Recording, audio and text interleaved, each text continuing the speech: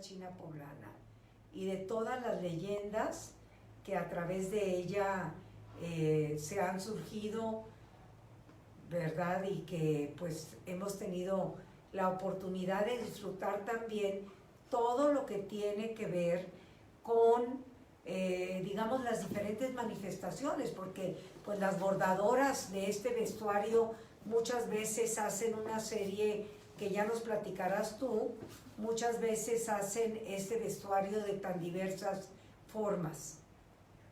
Parece que nos vamos a comunicar estamos ya... Otra vez el ingreso, ya estamos otra vez en vivo. ¿Ya lo enviaste? Vale. A ver, vamos a ver. Creo que ya. Aquí está Ofelia, pero pues te sigues viendo como si estuvieras nadando en un abismo. Te veo de costado. No sé, nuestros invitados, cómo te vean. Ahí estás perfecto, Ofelia. A ver, ojalá que nuestros invitados no los hayamos pero aburrido yo no con te veo. este espacio y pues bueno. Pero no importa, si ustedes me ven, es suficiente. Nosotros te vemos y perfectamente bien. Ahora sí se nos fue hacia el techo. Espérate, Que lo vuelvan estoy tratando de poner en un lugar donde me puedan ver, porque yo no las veo nada. Sí, espérame. Pues ahí estás, ya te podemos ver perfectamente bien. Y pues nos da mucho gusto recibirte esta tarde en este conversatorio. Déjame, voy a prender otras luces, a ver qué tal se ve. Permítame un segundo. Muy bien. Entonces esperamos a nuestra invitada y esperemos no habernos, aquí está ya nuestra invitada, aquí la estoy viendo. Y bueno, pues yo tomé este libro que es una maravilla, esta publicación que hizo Artes de México hace ya un tiempo, pero que sigue estando tan vigente por esa investigación tan profunda que se hizo sobre la China poblana. Y sabemos que, bueno, pues tú ahorita ya te estamos viendo y pues somos todos oídos, Ofelia. Dame un segundo para estar en esta situación. Permíteme un segundo. A ver, no, a ver. Es que yo me estoy viendo a través de los textos de la conversación. Estamos viendo, Ofelia.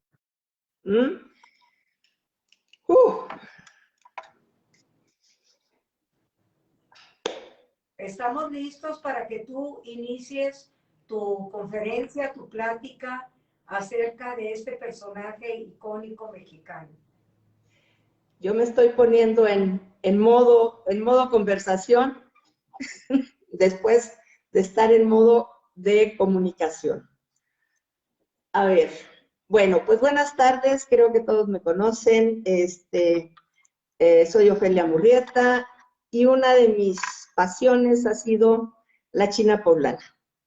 La China poblana, cuando estuve en el Museo de la Indumentaria Mexicana de la colección de Luis Márquez Romay, en el claustro de Sor Juana, descubrí este traje que, aunque ya lo conocía uno, de alguna manera no tenía esta vivencia de los trajes en el contacto con las telas, con los materiales, con la historia.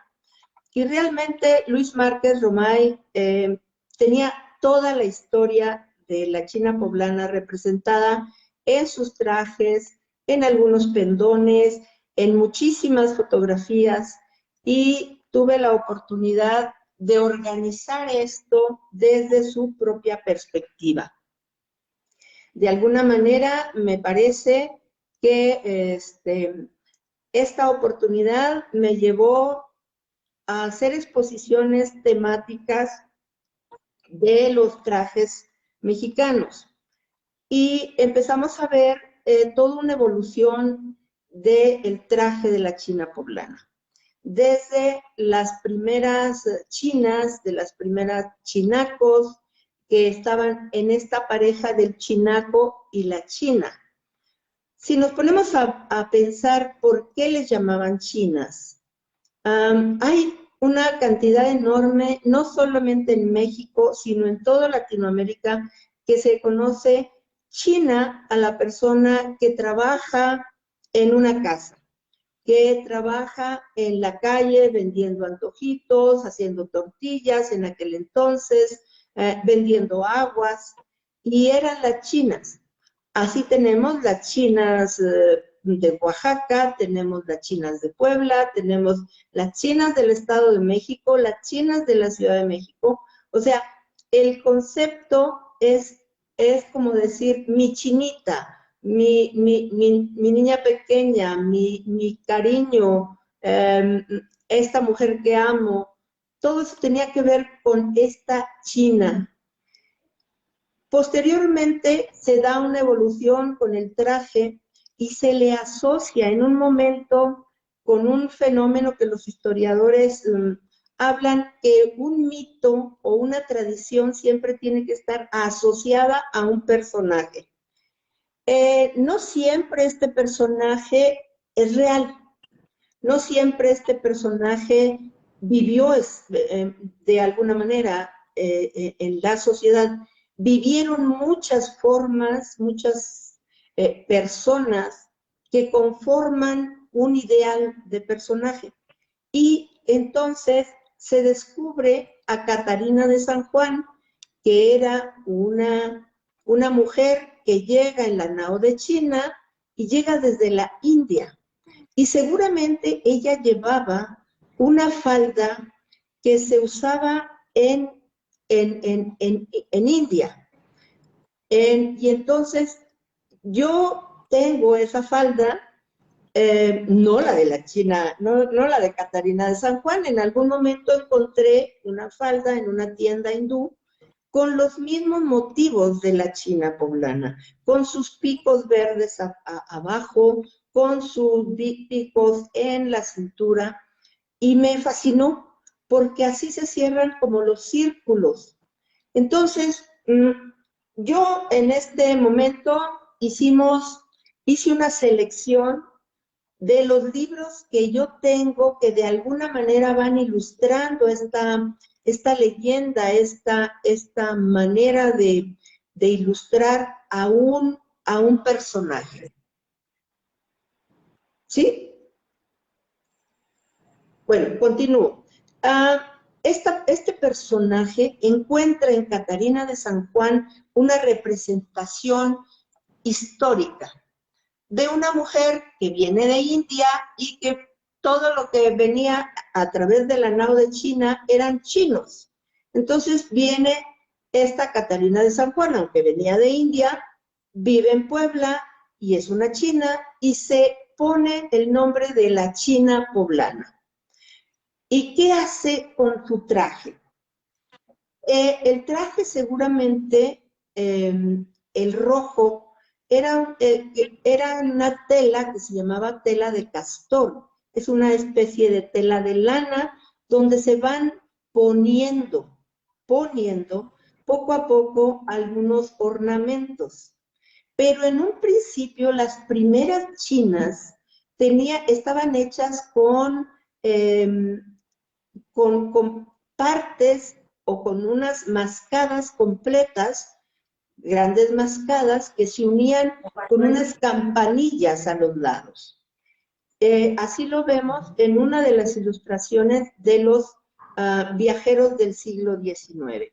En ellos está Egerton, está Nebel, y ahí vemos una cantidad de ilustraciones. Yo les voy a poner, primero que nada, este libro. No sé si lo pueden leer. Se llama La Rosa de la China. Y dice, la increíble historia de una princesa que llegó de Oriente para convertirse en la milagrosa Catarina de San Juan, la China poblana. ¿Por qué este autor dice la milagrosa Catarina de San Juan? Porque lejos de representar Catarina de San Juan a las mujeres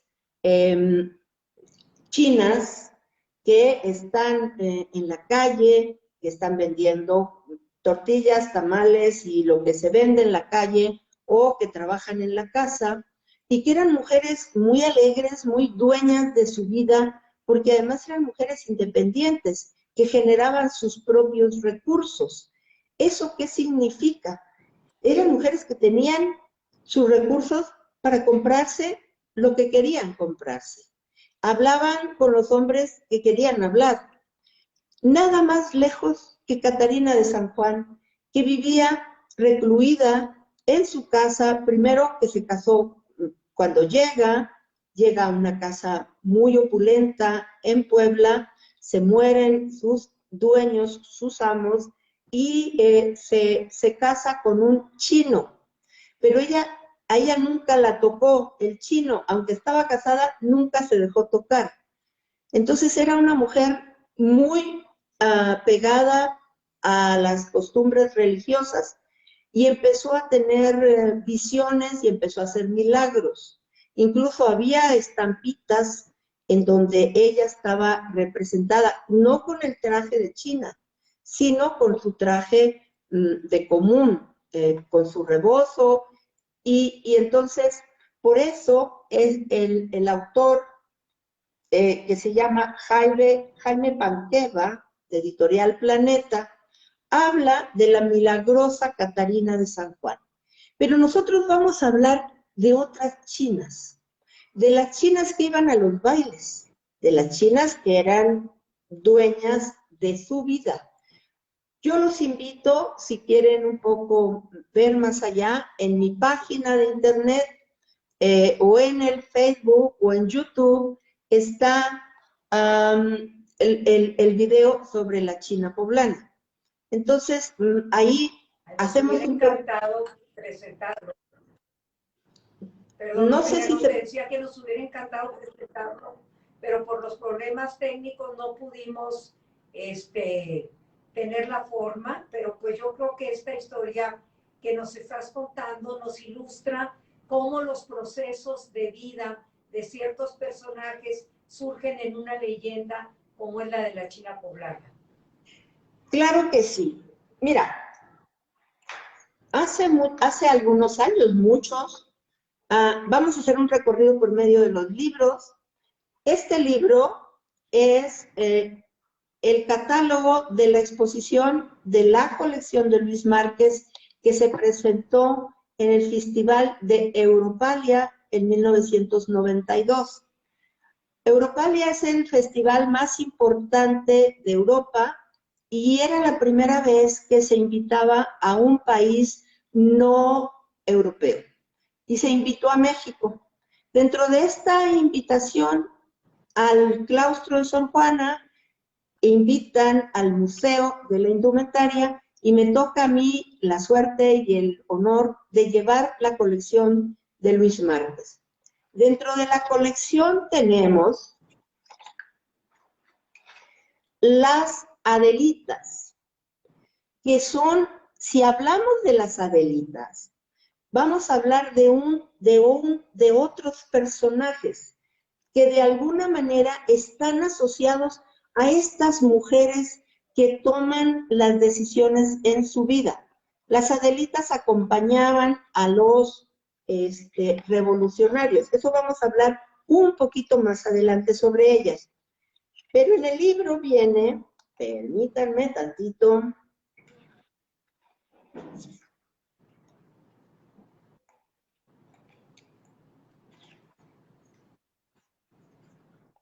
las chinas poblanas.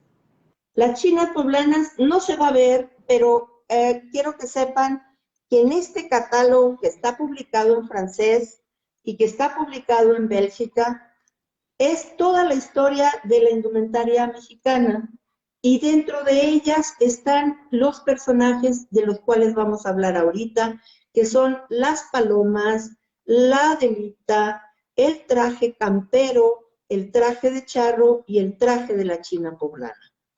¿Qué pasa con este personaje?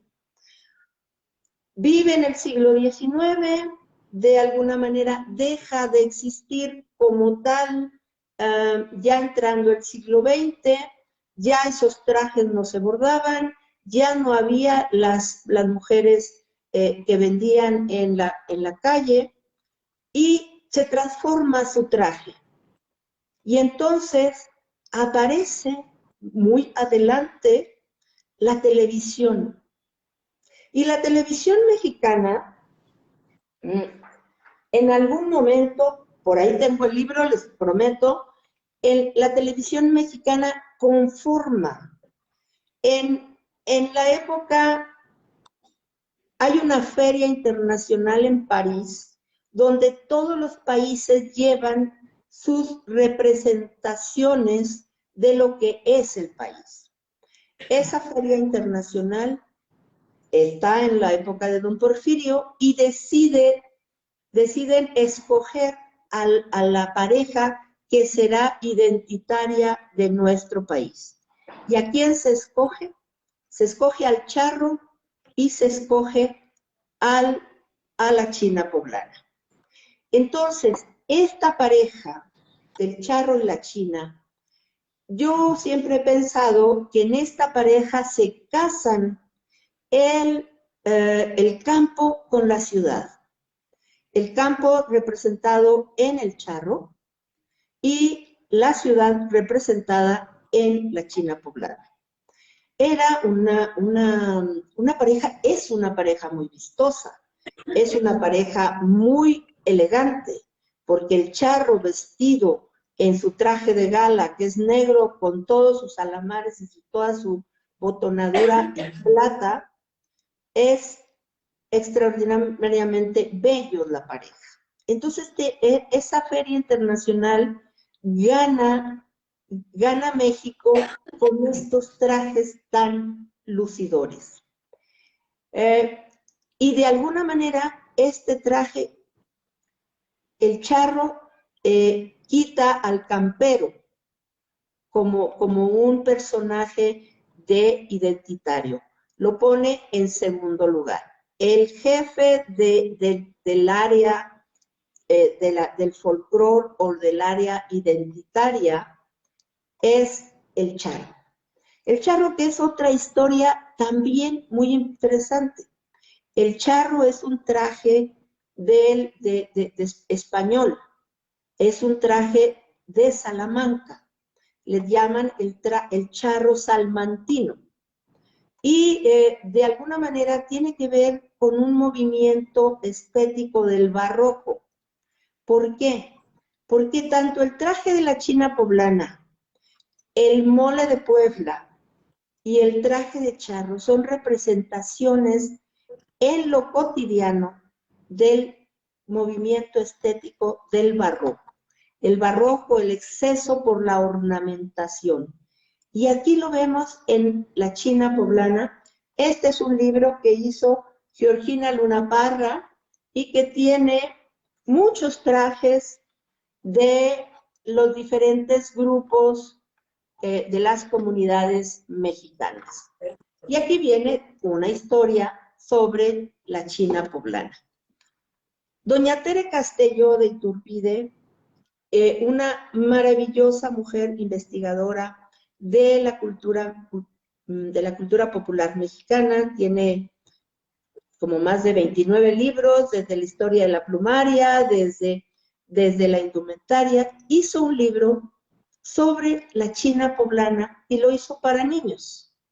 Tengo entendido que alguna vez estuvo en la tienda del museo, igual que el cuaderno que hicimos de la china poblana de Artes de México. Esta maravilla de cuaderno es una maravilla porque nos da, claro. Es una maravilla tener la oportunidad de tener este estudio.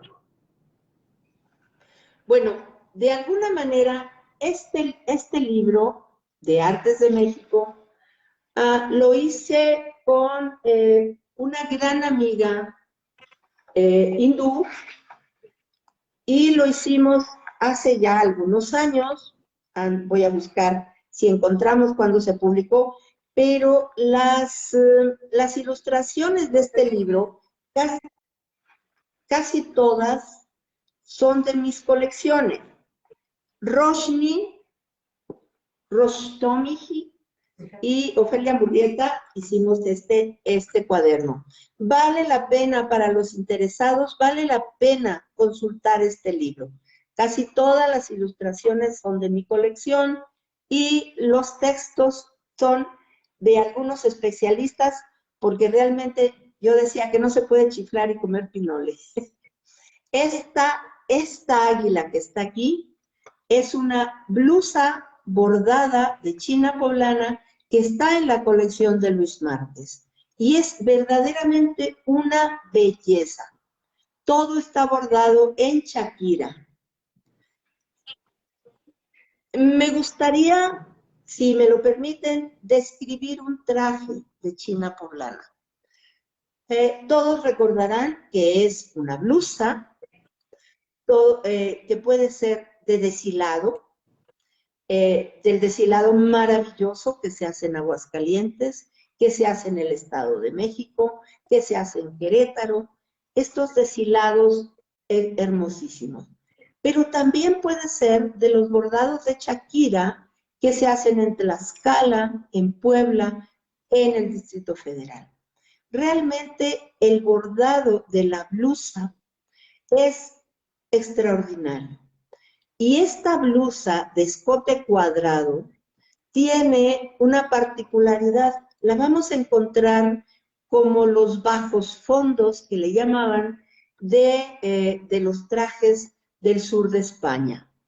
Esta blusa de escote cuadrado puede ser a veces con tirante, de un pasalistón, puede ser con una manga de globo, con un accesorio en esta parte para darle el fuelle de un cuadrado.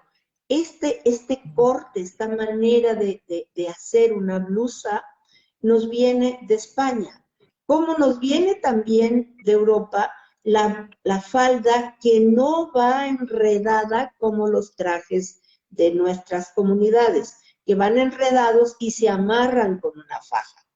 Cuando llegan los españoles, llega la máquina, llegan las costuras con plisos, con pretina, con botonaduras, y entonces realmente encontramos otra manera de cubrir el cuerpo.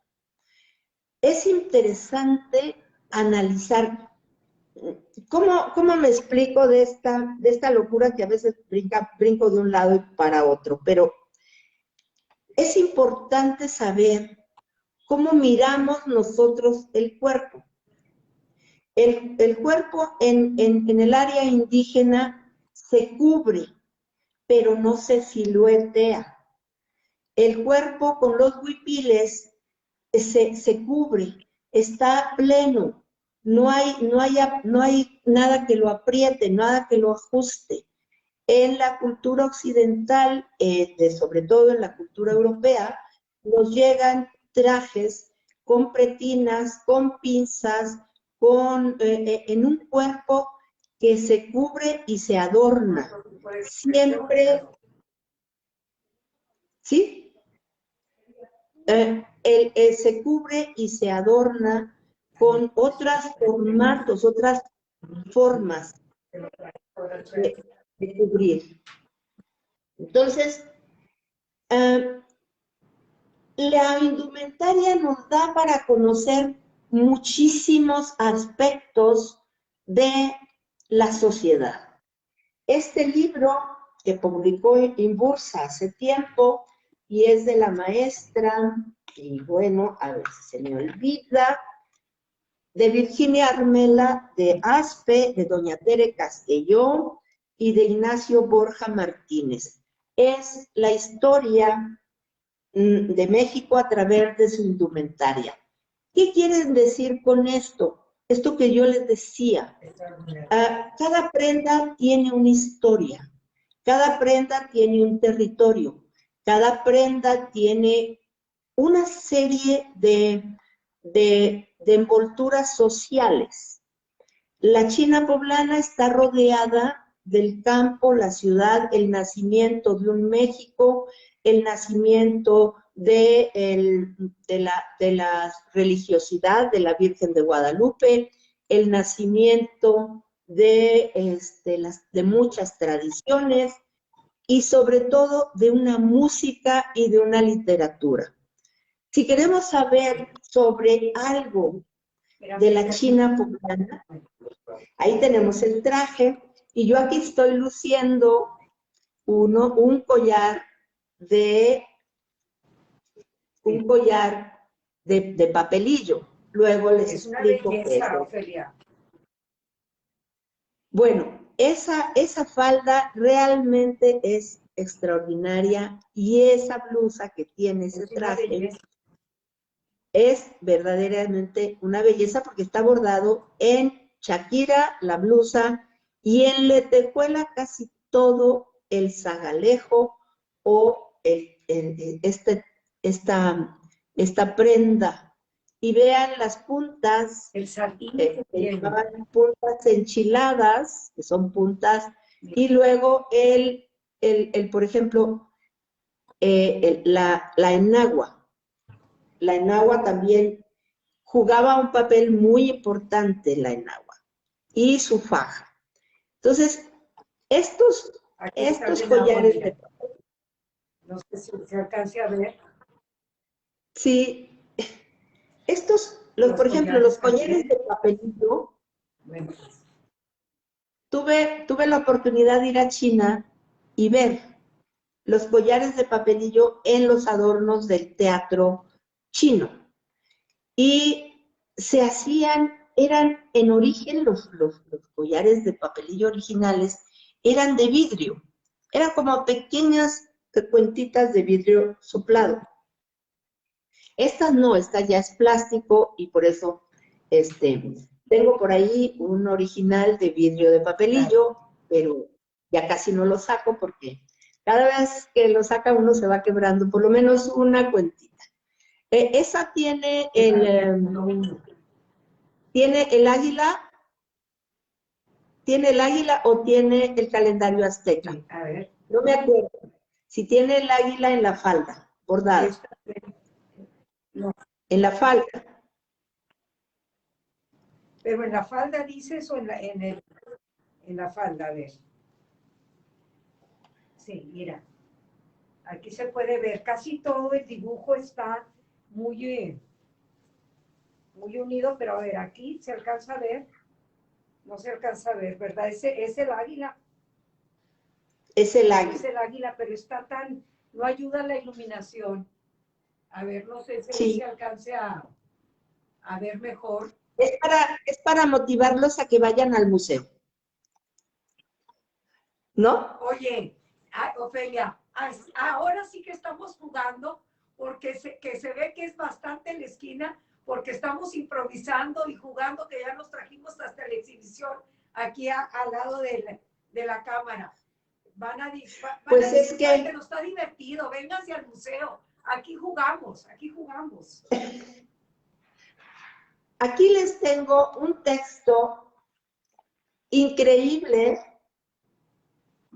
de México, leyendas y costumbres, trajes y danzas. Este es un libro un poquito antiguo, y al final hay un texto de la señora, ahorita les digo, de las chinas oaxaqueñas. El artículo es del licenciado Vicente Matus. Y de las chinas poblanas, el texto es de doña María Elena Sodi de Payares. Es realmente un texto increíble, porque viene hasta los fandangos. El fandango era la música que bailaban las chinas, eran los jarabes. De ahí nace el jarabe nacional. Entonces, aquí estamos viendo la construcción de toda una cultura que la estamos formando después de la revolución.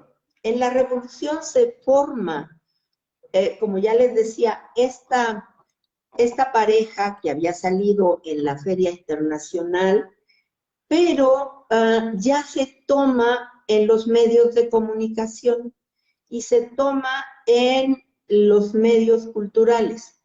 Recuerden que en el México posrevolucionario, el maestro Vasconcelos hizo lo que se llamaban las jornadas culturales que iban a todos los pueblos. Yo les puedo decir que allá en el norte, allá en Sonora, llegaron unas jornadas y le enseñaron a mi mamá a bailar el jarabe tapatío. Y mi mamá está vestida con un traje de manta y una compañera está vestida de china poblana. Para mí es una foto muy entrañable de que mi mamá bailó el jarabe tapatío en las primeras jornadas que construyeron esto que llamamos el México postrevolucionario. Y estas jornadas llevaban... A ver, se congeló la cámara ahí, Ofelia. Como una tarea. ¿Sí? Bueno. A ver, ¿Sí? se está viendo tu voz. A ver. ¿Qué es lo que está Una, pasando? dos, tres. ¿No? No sé. No, ahí ya estás otra vez. Sí, bueno. Ahí estás otra vez. En estas jornadas... Adelante. Sí. En estas jornadas llevaban como tarea construir un México, borrar estas diferencias del México multicultural. De alguna manera se pretendía hacer un solo imagen de este mosaico. Y para hacer una sola imagen se llevaba como la música, la indumentaria, la comida, la pareja nacional. Y entonces, dentro de esta construcción del México postrevolucionario, de una sola imagen, que era más una imagen del México del centro, no el México de las costas, no el México de las penínsulas, no el México de la frontera norte, era el México del centro. Y en ese México del centro, la pareja nacional era el charro y la china bailando el jarabe. Sí. ¿Sí? Te escucho. Es una época muy interesante, Ofelia. Es una época que parece que conocemos, pero que está llena de detalles y de procesos que no son identificables. Tenemos las imágenes, tenemos los íconos que conforman esta historia. Nosotros ahora en esta exposición de los 100 años, que se cumplen los 100 años de la primera exposición de arte popular y que te agradecemos mucho que estemos con este emblema, con este préstamo de esta pieza tan importante para nosotros, que es el traje de la china poblana. Pero cómo, estudiando ese proceso, podemos reconocer a una serie de personajes que nos fueron impregnando de los pasos que conforman pues el objeto en sí, como podría ser el vestuario o podría ser de pronto una pieza. Pero estos procesos y lo que nos estás platicando, pues bueno, ya no interrumpo más y síguenos diciendo porque aprendemos muchísimo de todo esto que nos explicas. Fíjense que esta primera exposición, muchas gracias por recordarme esto de la primera exposición del arte popular. Hay un libro que hizo el doctor Atl de la primera exposición cuando se inaugura el Palacio de Bellas Artes.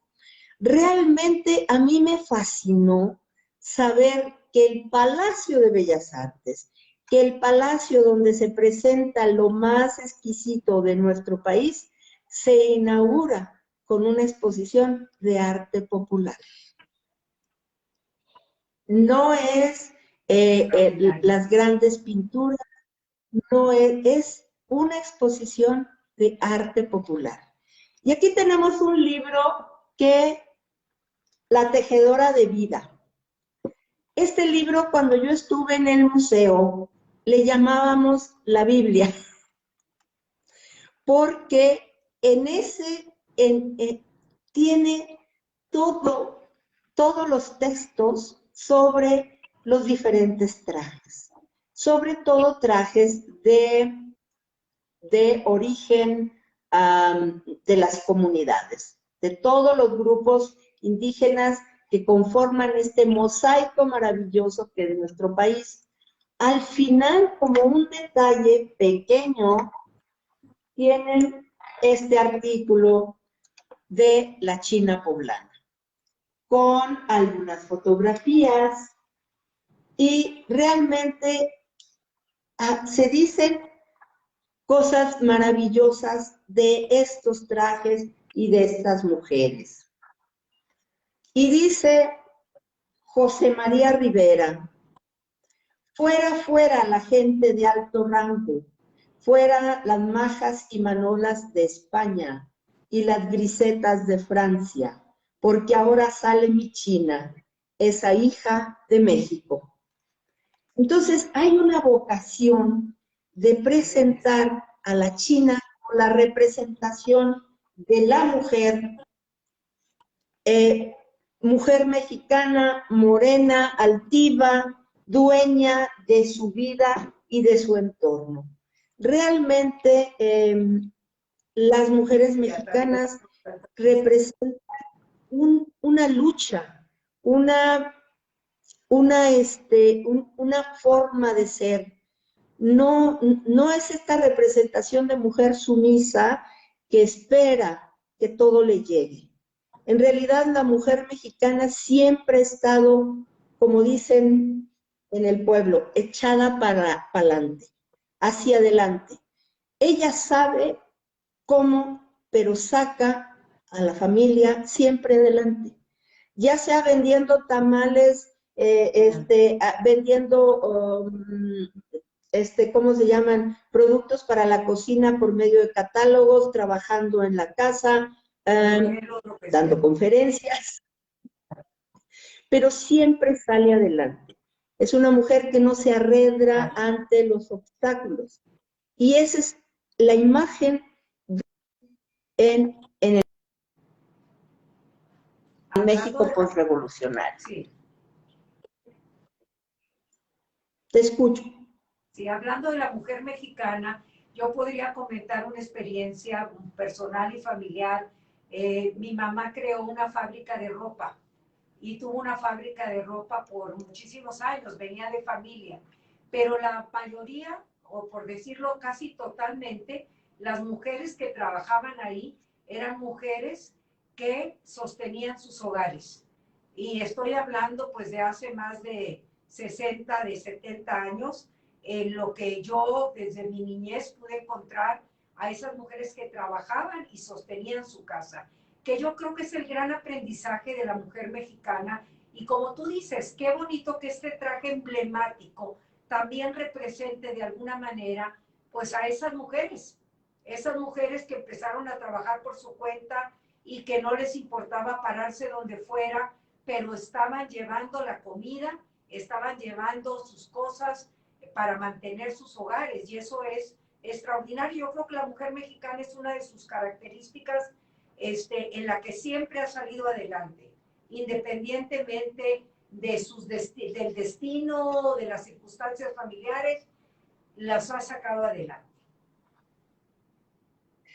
Y ahorita con el Facebook y las redes ha salido una especie de historia chiquita del mejor método educativo mexicano que se llama la chancla. La chancla ¿La qué, perdón? tiene que ver con la chancla, así, que dicen que las mamás mexicanas educamos con la chancla, en el sentido de que te tengo paciencia, y después viene la chancla. O sea, ¿por qué? Porque la madre se impone, la madre pone reglas, pero nunca las pone de una manera arbitraria. Normalmente siempre está mirando hacia el mejoramiento de la familia, no solamente en términos económicos. Una de las cosas más interesantes es que la mujer mexicana siempre está tratando de que sus hijos se superen por medio del estudio. Hay una vocación para que los hijos estudien. Y esto de la China poblana, la China poblana no estaba sola, tenía hijos, tenía toda una actividad en el momento comercial de este México de fines del virreinato y principios sobre todo en el México de la Reforma. Me gustaría leerles un texto que se publicó en San Antonio, en Texas, en una exposición que llevamos, y habla sobre la China poblana, y dice: en la búsqueda de un rostro propio, en los momentos del México de los 20s, es la China poblana, el charro y el jarabe tapatío, un todo nacional que se reproduce en calendarios, postales, cerámica de baja temperatura, charolas y todos los objetos imaginables para afianzar el rostro de un símbolo, el símbolo del México que la revolución desea, en donde la sonrisa de la China poblana es el marco de referencia y a su alrededor se entretejen los colores nacionales y los arquetipos de una utopía a realizar. Cuando yo les decía que el traje representa un momento histórico del país, y con ese momento histórico va todo, va el arte popular, va la música popular, va la literatura, no solamente la literatura popular, sino la literatura costumbrista. Algunos recordarán a Manuel Paino, algunos con sus Bandidos de Río Frío, y todas estas literatura que nos habla del campo, duela, y entonces nos referimos a un todo México, a un todo México. Y esta mujer fuerte, decidida, plantada, alegre, simpática, bailadora, cantadora, disfrutadora de la vida, realmente es una mujer que vale la pena recordar, que vale la pena no olvidar, porque ella cumple sus cometidos. Y bueno, esta es una publicación de un libro sobre el barroco mexicano que se hizo en San Antonio, Texas. Luego tengo aquí a mi lado las historias que tienen que ver con el momento en que la televisión hace su arribo. Este libro en realidad es un libro de historia de la moda masculina y se llama La moda a través de la historia. Es un libro sobre una tienda y habla, aquí para empezar, habla de la televisión. Ya en los años, pues, más adelante, como en los años 47, donde las películas fundamentan y fortalecen la imagen que desde el principio del México postrevolucionario, 20 años después, están fundamentados. Ahí aparece Jorge Negrete, aparece Pedro Infante, y aparecen las chinas poblanas, y aparecen los trajes de charro, y aparecen, por ejemplo, aquí está el día que se inauguró la primera emisión de la televisión, que fue el 1 de septiembre de 1950, con la transmisión del cuarto informe de gobierno del presidente Miguel Alemán, nació oficialmente la televisión mexicana. La televisión mexicana fue un foro muy importante para la música nacional, para la indumentaria nacional, para construir arquetipos de maneras de ser y de pensar de un México que se estaba construyendo y quería llegar a la modernidad. En esta fotografía que aparece en este libro, está Cuco Sánchez durante esa transmisión en vivo cantándole a una china poblana. Entonces, si yo les mostrara la cantidad de libros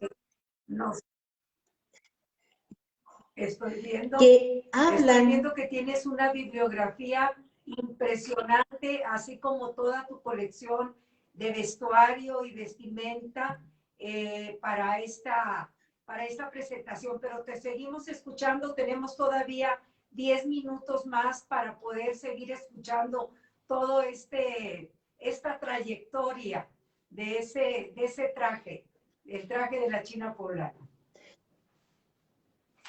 Sería muy importante hablar, gracias, sería muy importante hablar que en las prendas del traje de la china poblana podemos rastrear la historia de los primeros trajes mestizos. O sea, cuando llegan, imagínense qué caldo se estaba cocinando en los primeros años del virreinato. Cuando llegan los españoles con sus costumbres, cuando llegan los afroamericanos con su música y sus comidas y sus formas de mover el cuerpo, cuando llegan los chinos y llegan los rusos, realmente yo sí me siento muy orgullosa de decir esto.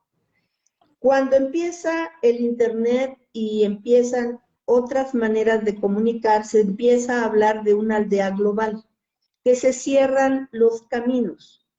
De alguna manera en México siempre hemos sido un pueblo global, porque en México se cerraron los caminos. Se cierra el camino con la nao de China cuando se descubre la vuelta, la tornavuelta de ir a China y regresar. Entonces, con la nao de China que está viniendo por más de 300 años, 300 años, ¿saben lo que es 300 años de ida y vuelta de un barco que lleva y trae todo lo que pasó? En este viaje que tuve la oportunidad de ir a China, yo, como una de mis pasiones, ir a ver qué encuentro en los bazares, puedo decir que encontré en Shanghái el bazar de la bisabuelita del bazar de la Lagunilla en México. Y en ese bazar de Shanghái me encontré monedas acuñadas en Zacatecas, en la Casa de Moneda de Zacatecas, monedas de plata del barco que allá en China se llamaba el barco de la plata. El barco que nosotros conocemos como el barco de la nao de China, ellos lo conocen como el barco de los misioneros o el barco de la plata. Se llevaban monedas, todavía esas monedas mexicanas, en algunos lugares de China son de curso legal. ¿Saben lo que es tener esa moneda de plata de curso legal? Eso quiere decir que ha estado circulando esas monedas desde ese entonces hasta ahora y se pueden comprar. Yo me traje unas hermosas monedas y las hice como centro de collares. Y me sentí como muy agradecida porque encontré unas arracadas, que es otra historia que algún día contaremos, la historia de la migración de la arracada. Claro. La migración de la arracada vale vale la pena ver, porque es un ornamento corporal con mucho simbolismo y esas arracadas caminaron también por mucho tiempo para llegar a América. Entonces estamos hablando realmente de que cada prenda que tenemos tiene historia. Y esto que traigo puesto es un rebozo. Son los maravillosos, esto es un regalo de una queridísima amiga que ahorita vive en Barcelona, pero Silvia me regaló el rebozo, pues seguramente era o de su tía, o de su abuela, o de su mamá, pero vean qué rapacejo. El rapacejo es la punta tejida de los rebozos. Hizo un rebozo muy grande y los tonos de azul son realmente maravillosos. Este trabajo, si yo les cuento cómo se hace este rebozo, no me lo van a creer, pero miren, nada más les puedo mostrar. El hilo, no lo van a ver, pero a ver si acaso lo pueden mirar. El hilito es quizá más delgado que mi pelo. ¿Sí lo ven? Ahí contra mi manga. Así es. Sí, sí, sí. Bueno, No sé si alcanza a ver, este hilo, pero qué increíble este todos hilo los trabajos. está teñido para formar estos dibujos. Está teñido para formar el dibujo que tiene este rebozo. Entonces, hay Maravilla. Ofelia, centros rebozados en varias partes de la República. pues yo sé, Ofelia, Y a mí me... sí, No te escucho. que ¿Sí? hay cosas que no, que desgraciadamente en esta forma que hemos tratado de hacer esta conversación, estaba planeada para que tú y yo estuviéramos sentadas una al lado de la otra, ¿verdad? Y estuviéramos platicando con un buen café. Creo que hay mucha historia detrás de ti. Tienes, como nos pasa siempre que nos ponemos a platicar, siempre van a salir más cosas de las que están planeadas. Ofelia, agradecemos infinitamente tu tiempo. Es momento de despedirnos. Sé que el auditorio que estuvo con nosotros se va a quedar bastante todavía con ganas de seguirte escuchando, y yo creo que habrá otras formas de que nos volvamos a comunicar, y que aquí nuestros técnicos del día, que es aquí Eduardo, estén más preparados y estén más afinados para tenernos un buen y un mejor conversatorio, en que la cuestión técnica esté resuelta, porque lo que tú tienes son muchísimas historias, tienes muchísimas cosas que contarnos, y sé que nos podríamos quedar aquí varios días platicando contigo, pero lo vamos a repetir. Te agradecemos muchísimo tu tiempo, y pues ojalá que ya la próxima vez te veamos aquí en San Miguel y estemos sentadas en este lugar platicando muy sabroso como siempre lo hemos hecho. Mil gracias, Ofelia, mil gracias a las personas que estuvieron con nosotros, y les recuerdo que aquí estamos en la esquina, Museo del Juguete Popular Mexicano, con una exposición que también cuenta muchas historias a través de los objetos, como es el traje de la China poblana. Mil gracias, Ofelia. No sé si quieras agregar algo más para despedirte. Pues nada más que las cosas se solucionan con los recursos que uno tiene en el momento. Entonces, de alguna manera, esta es una probadita para la próxima vez que estemos ahí en el museo, en esa terraza maravillosa, y ya no platicamos de esos talleres que hicimos maravillosos en tu terraza sobre el traje de la China poblana. Ay, entonces, sí.